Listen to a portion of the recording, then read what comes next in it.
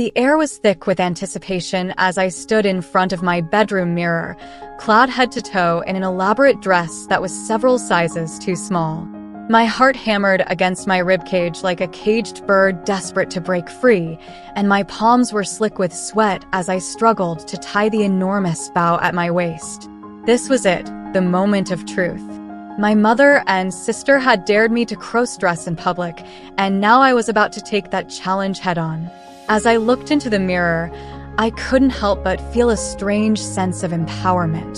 The dress, a deep shade of crimson that hugged my curves in all the right places, made me feel beautiful in a way that I never had before. My long, raven black hair tumbled down my back in perfect waves, framing my face with a regal air. Even my makeup, expertly applied with the help of my sister, seemed to bring out a hidden radiance in my features. "You look absolutely stunning, sis," my sister said, stepping up behind me and wrapping her arms around my waist. "I can't believe you're actually doing this." She let out a shaky laugh, as if trying to convince herself that this was all just a big joke. I turned to face her, feeling a smile tug at the corners of my lips. "Neither can I, to be honest," I admitted. "But here we are." I took a deep breath and let it out slowly, trying to calm the butterflies in my stomach. "So, what do you say? Should we go ahead and do this?" My sister grinned, nodding her agreement. "Let's do it," she said, nudging me gently toward the door. "We've already come this far. We might as well see it through." Stepping out of my bedroom, I couldn't help but feel a million eyes on me as we made our way down the hallway. The tightness in my chest only grew as we descended the stairs, the sound of laughter and conversation filling the air. My mother and sister had been planning this little prank for weeks, convincing me that it would be fun to crossdress in public as some sort of wild adventure. But now that the moment was finally here, I couldn't help but feel a mixture of exhilaration and fear. We paused at the bottom of the stairs, gathering our courage before venturing any further. My mother was nowhere to be seen, but I could feel her gaze on me nonetheless. It was almost as if she were daring me to go through with it, challenging me to prove that I could be brave enough to face the world as someone different. Taking a deep breath, I squared my shoulders and started toward the front door. My heart raced as I pushed it open, stepping out into the warm summer air. The world outside was bright and vibrant, the sun shining down on the bustling street in front of us. People walked past us in all directions, some stopping to gawk or whisper among themselves as they took in my appearance. My sister grabbed my hand, squeezing it reassuringly. "You look amazing," she whispered. "Just remember that no matter what happens, I'm right here with you." With renewed courage, I squared my shoulders and began to walk down the street. The fabric of my dress swished against my legs as I moved, and the heels of my shoes clicked rhythmically on the sidewalk. Despite the stares and whispers, I felt a strange sense of liberation washing over me. It was as if I had finally shed the skin of my old self and emerged as someone new, someone bolder and braver than I ever thought possible. As we walked, my sister kept up a steady stream of conversation, pointing out various landmarks and sharing inside jokes. I found myself laughing along with her, feeling more at ease in this strange, new body. We stopped at a small cafe, and I tentatively ordered a cup of coffee, trying to mimic the confident gestures of the women around me. The barista didn't bat an eye at my appearance, handing me my drink with a smile and a wink. "See?"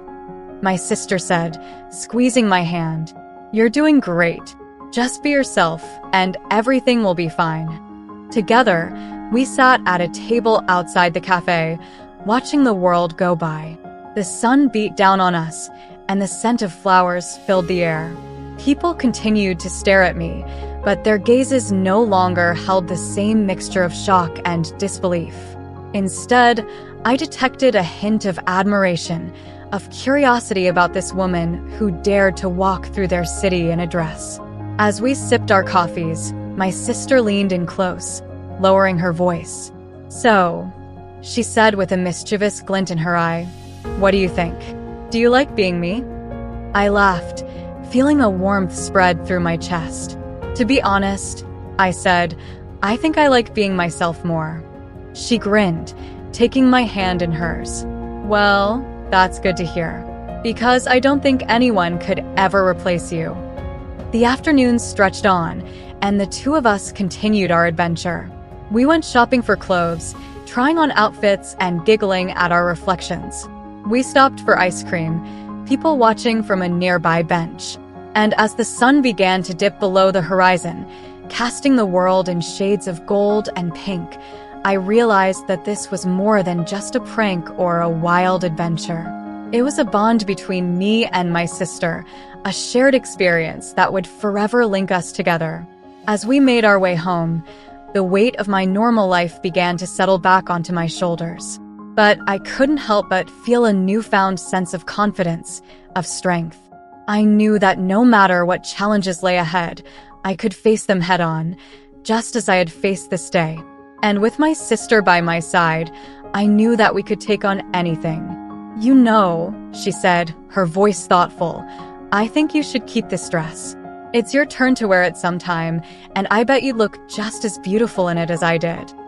I smiled, feeling a tear well up in my eye. "Thank you," I whispered. "I will." We walked the rest of the way in silence, lost in our own thoughts. But no matter how quiet it got, there was always the soft rhythm of our feet against the sidewalk, the rustle of our clothes as we moved, the gentle beat of our hearts, in sync with one another. Eventually, we arrived back at our house. As we stepped inside, the familiar scent of home wrapped around us like a warm blanket. The light from the setting sun streamed through the windows, casting long shadows across the floor. It was then that I realized that this day, this incredible adventure, was not just about being in my sister's body for a day. It was about seeing the world through someone else's eyes, about experiencing life from a different perspective, about learning to appreciate the person you are and the people you love. My sister turned to me, her face alight with a new kind of understanding. "You know," she said, her voice soft and tender, "no matter what, I'll always be there for you. And you'll always be my favorite person in the world." I felt a lump form in my throat as I took her hand in mine. "I'll always be there for you too," I promised, no matter what.